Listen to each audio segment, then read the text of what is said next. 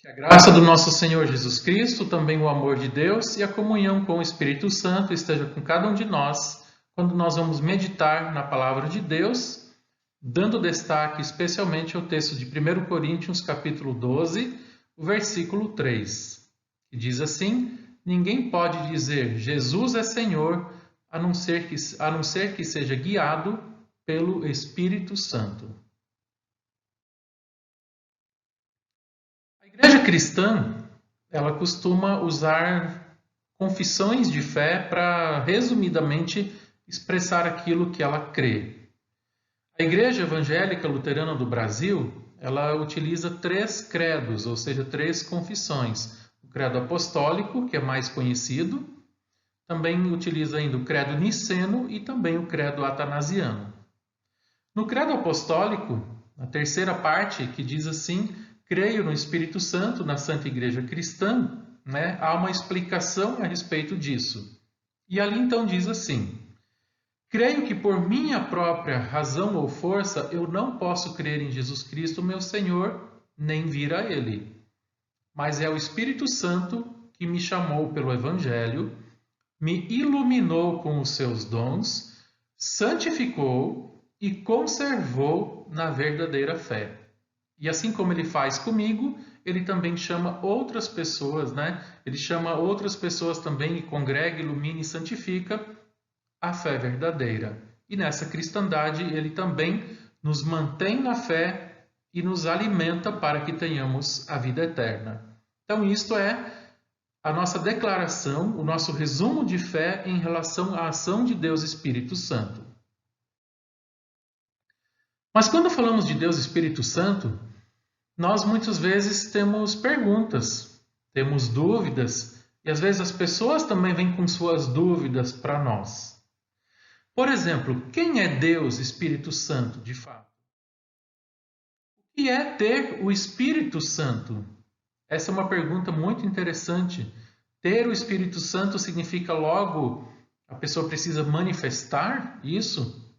É o que muitas pessoas creem. Como é que o Espírito Santo age em nós? Quais meios ele utiliza? Isso também é importante sempre perguntarmos. Será que a Igreja Luterana tem o Espírito Santo?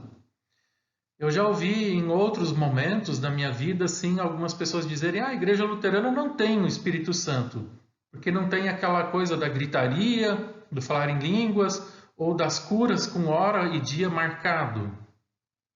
Mas é interessante que a gente entende pela própria palavra de Deus que a ação de Deus Espírito Santo é muito mais do que isso, E como o Espírito Santo se mostra e manifesta?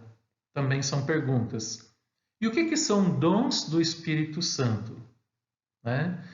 Para tentar entender um pouco melhor isso, nós vamos utilizar também o livro de Concórdia, especialmente uma parte dentro dele, que é a declaração sólida. Nós, quando somos confirmados ou também fazemos a nossa profissão de fé, muitas vezes naquele dia, naquele momento é dito assim: e você acredita naquilo que está resumido lá no livro de Concórdia de 1580? Então esse é o livro de Concórdia, E ele traz o catecismo de Lutero, o catecismo menor e também o catecismo maior. Ele traz também a Confissão de Augsburgo, seus artigos de 1530, e depois as defesas também e outros textos dessa declaração de Augsburgo, conhecidos como Apologia. E tudo isso foi resumido, ou melhor, foi juntado no ano de 1580 e depois chegou até nós também, por meio de traduções para a língua portuguesa. E esses textos, eles ajudam a gente também a compreender qual que é a visão da Igreja Luterana sobre a ação de Deus Espírito Santo. E certamente a gente pode ver assim, olha, você que é membro, nós que somos membros, ou outras pessoas que às vezes já conheceram a nossa igreja ou visitam ela eventualmente, de repente sabem que as marcas e talvez como o Espírito Santo age em nossa igreja, como nós entendemos, talvez é bem diferente, por exemplo, das outras igrejas evangélicas. Então isso a gente vai falar um pouco também. O que nós cremos sobre o Espírito Santo? Então, O Espírito Santo, a gente precisa lembrar que ele é o responsável por nossa conversão, então, e também por fortalecer a nossa fé por meio da pregação da palavra e pelos sacramentos. É isso que nós dizemos, ou seja, pelo batismo e pela Santa Ceia. Mas nem sempre foi assim. Quando os primeiros luteranos que aderiram à Reforma, eles passaram a discutir, por exemplo, a ação de Deus e Espírito Santo, eles se depararam com controvérsias. E aqui nós trazemos 4, então, que estão ali no livro de Concórdia. A primeira diz assim, que em relação ao Espírito Santo, alguns acreditam que o ser humano pode preparar-se em certa medida para a graça de Deus e até assentir com ela, ou seja, concordar com ela, mas de maneira fraca, de maneira débil. É assim que diz o texto. Ou seja, que eu posso tomar o primeiro passo para ter a fé e necessariamente ainda não é a ação de Deus e Espírito Santo. Há uma segunda opinião que diz assim, que Deus não precisa de meios para trazer o ser humano à fé. Ele não precisa atuar pelo batismo, Deus não precisa atuar pela Santa Ceia e Deus não precisa usar a palavra. Ele poderia usar uma outra forma de chegar ao ser humano e trazer ele à fé. Então, essa era uma ideia também daquele tempo, mas que hoje em dia também continua permanecendo. Uma terceira ideia é aquela que diz que seria possível ao ser humano iniciar a sua conversão. E essa é chamada de erro sutil, podendo fazer este bem a si mesmo, porque nele habita um certo bem, essa é a ideia, tomando o primeiro passo, mas que ele necessita do Espírito Santo para completar, então, a sua conversão e chegar à fé. E ainda há uma quarta opinião diferente, que diz assim que o homem não é tão afastado assim. Ele está bem junto de Deus, mas ele está somente muito ferido ou meio morto, podendo converter-se a Deus e permitir que o Espírito Santo haja em sua vida posteriormente. Essa é uma ideia conhecida especialmente também como sinergismo, ou seja, eu posso então contribuir e fazer a minha salvação, chegar a Deus sem a ação do Espírito Santo.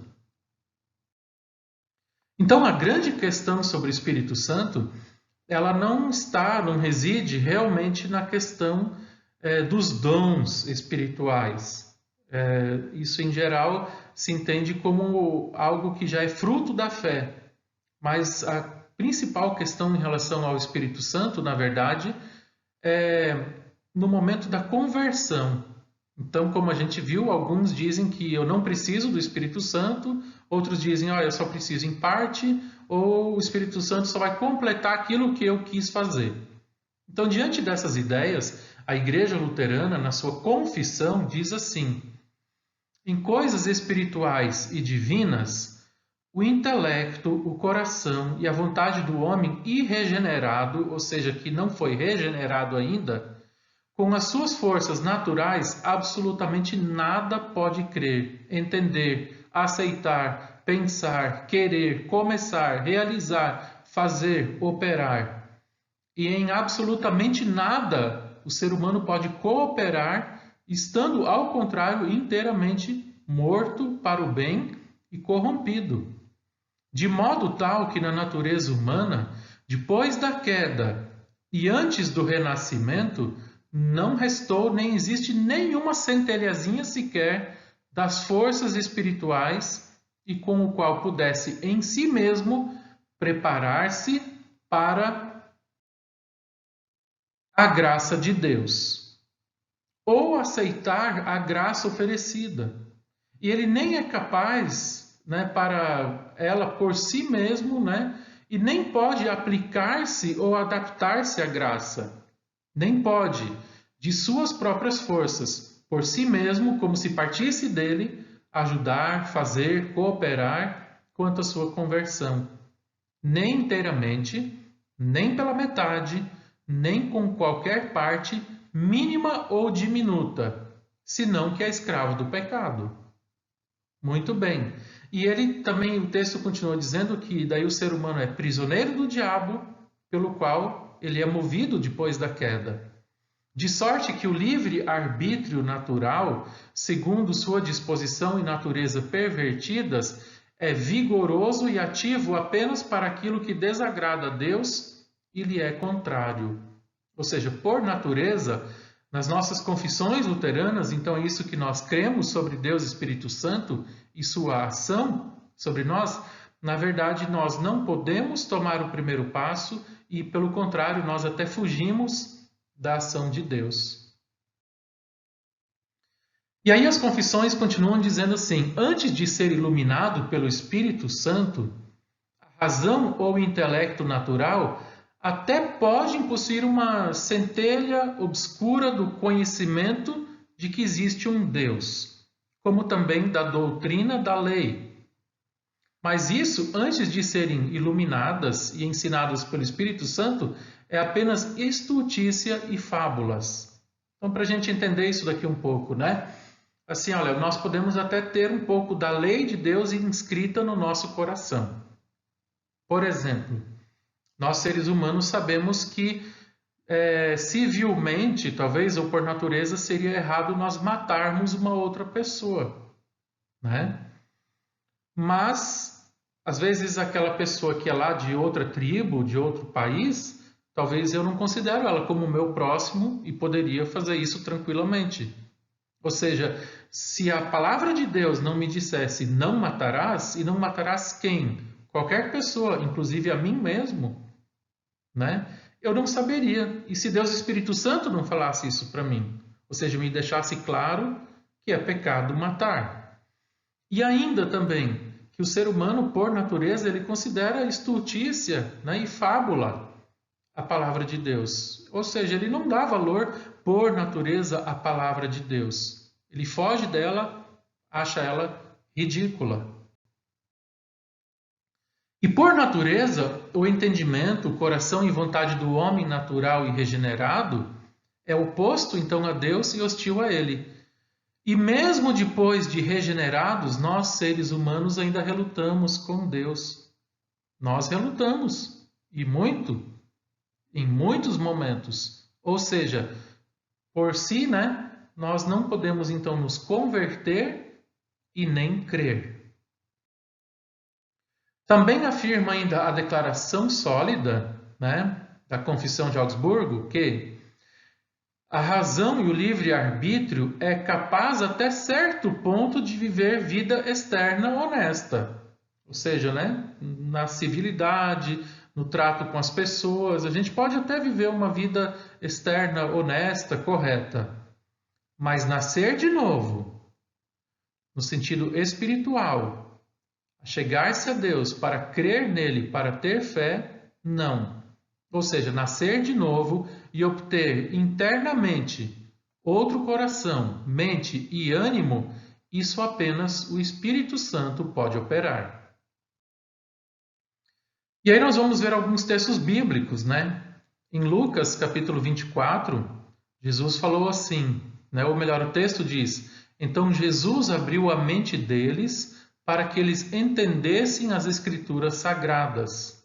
O texto está falando sobre os discípulos de Jesus. Ou seja, é Jesus quem estava abrindo a mente deles.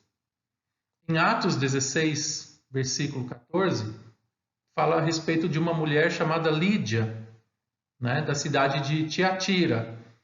E diz assim, olha, uma daquelas mulheres que estavam nos ouvindo era Lídia.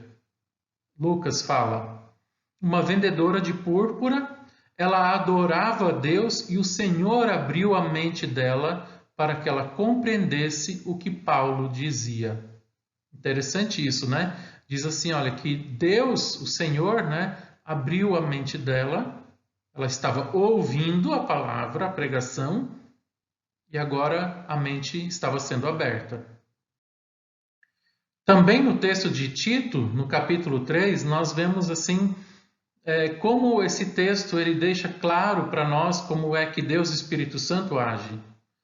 Lá diz assim: Ele nos salvou porque teve compaixão de nós e não porque nós tivéssemos feito alguma coisa boa. Ele nos salvou por meio do Espírito Santo que nos lavou, fazendo com que nascêssemos de novo e dando-nos uma nova vida. Deus derramou com generosidade o seu Espírito Santo sobre nós por meio de Jesus Cristo, o nosso Senhor. Texto belo, né? E ele faz a gente pensar como é que Deus, Espírito Santo, como é que Deus age na nossa vida, realizando em nós o renascimento, realizando em nós, operando em nós também a fé. Em 2 Coríntios, capítulo 3, diz assim: em nós não há nada que nos permita afirmar que somos capazes de fazer este trabalho, pois a nossa capacidade vem de Deus. É Ele quem nos torna capazes de servir a nova aliança, que tem como base não a lei escrita, mas o Espírito de Deus. A lei escrita mata, mas o Espírito de Deus dá a vida. Então, aqui na segunda carta de Paulo aos Coríntios, ele diz: olha, nós só também somos capazes de fazer o trabalho que Deus coloca diante de nós no seu reino, unicamente pela ação de Deus Espírito Santo. Ou seja, é Ele quem nos capacita, quem nos chama à fé e que agora nos fortalece para nós também fazermos aquilo que Deus, né, espera de cada um de nós. E voltando para a confissão, então, né, de Augsburgo, lá diz assim: todos os que querem ser salvos devem ouvir essa pregação, pois a pregação e a audição da palavra de Deus são um instrumento do Espírito Santo no qual, e por intermédio do qual, ele opera eficazmente.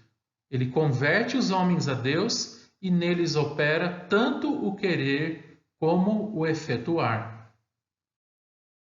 E ainda, por esse meio, a saber, por meio da pregação e pela audição de sua palavra, Deus opera. Fazendo o quê? Quebrantando-nos o coração, atraindo o homem, o ser humano, de modo que pela pregação da lei chega o pleno conhecimento também dos pecados e ainda da ira de Deus. E experimenta no coração, então, por meio da pregação, o terror, a contrição, o pesar verdadeiros, e pela pregação e meditação do Santo Evangelho, do gracioso perdão dos pecados, né? Em Cristo, acende-lhe nele uma centelhazinha de fé que aceita o perdão dos pecados por amor de Cristo e se consola com a promessa do Evangelho. Então é isso que a nossa confissão diz. Ou seja, Deus, ele só age porque ele age por meio da pregação da palavra. E é Ele quem opera em nossa vida, dentro de nós, a fé verdadeira. E assim o Espírito Santo, que opera tudo isso, é introduzido então em nosso coração. E mesmo que o Espírito Santo esteja agindo em nós, iniciando o nascimento em nós, as confissões dizem: o combate e luta da carne contra o Espírito Santo continuam também nos homens eleitos e verdadeiramente renascidos. Ou seja, nós continuamos muitas vezes relutando com a palavra de Deus e com a vontade de Deus, mesmo já confiando e mesmo crendo. O Espírito Santo permanece com a Santa Congregação Cristã, também diz a confissão, até o dia derradeiro, pela qual nos sara e da qual faz uso para anunciar e propagar a palavra, por intermédio de que opera e aumenta a santificação, de modo que cresçamos. E cresçamos diariamente e nos tornemos fortes na fé em seus frutos que ele cria. E aí nós podemos agora ainda olhar para o texto de Gálatas, capítulo 5. Ali em Gálatas, capítulo 5, fala agora como é que Deus Espírito Santo age em nossa vida. E aí vem a pergunta: será que você, cristão, Será que você, cristão luterano, tem o Espírito Santo? E ele age também na tua vida? Ali em Gálatas 5 diz assim: quero dizer a vocês o seguinte: deixem que o Espírito de Deus dirija a vida de vocês e não obedeçam aos seus desejos da natureza humana. Porque o que a nossa natureza humana quer é contra o que o Espírito quer. E o que o Espírito quer é contra o que a natureza humana quer. Os dois são inimigos. E por isso vocês não podem fazer o que querem. Porém, se é o Espírito de Deus que guia vocês, então vocês não estão debaixo da lei. O texto continua. E o que são as coisas próprias da natureza humana? Lá diz assim que elas são bem conhecidas. A imoralidade sexual, a impureza, as ações indecentes, as feitiçarias, a adoração de ídolos, as inimizades, as brigas, as ciumeiras, os acessos de raiva, a ambição egoísta, a desunião, as divisões, as invejas, as bebedeiras, as farras e coisas parecidas com essas. Então é interessante, né? Nós lutamos com isso e Deus Espírito Santo age na nossa vida, então, até para lutarmos contra esses pecados, né, que são próprios da natureza humana. Mas, pelo contrário, aqui também é dito quais são os frutos que Deus Espírito Santo opera em nós. Diz assim, o que Deus espera, né, e Ele, na verdade, opera e produz em nós é o amor, a alegria, a paz, a paciência, a delicadeza, a bondade, a fidelidade, a humildade e o domínio próprio. Contra essas coisas não existe lei. As pessoas que pertencem a Cristo crucificaram essa natureza humana delas, diz o texto, junto com as suas paixões e os desejos também dessa natureza. Muito bem. E assim a gente entende que Deus Espírito Santo ele age na nossa vida. E esse Deus Espírito Santo, ele concede diferentes dons também, para que nós agora também possamos viver a nossa fé cristã e levar a cada dia o amor de Deus, testemunhar o amor de Deus. E que Deus Espírito Santo também continue a agir sempre na tua vida também, que Ele faça morada também em ti e que Ele também produza os frutos também por meio da tua vida. E especialmente, que você também crendo pela ação de Deus Espírito Santo, que você também possa se encontrar sempre firme, fiel em Jesus Cristo, como aquele que é teu único, verdadeiro, suficiente Salvador. E que fiel nessa fé, você também possa sempre estar preparado para a qualquer momento também ser levado para junto de Deus, para viver com Ele a vida eterna. Que Ele assim o conceda e guarde sempre a cada um de nós, hoje e sempre. Amém.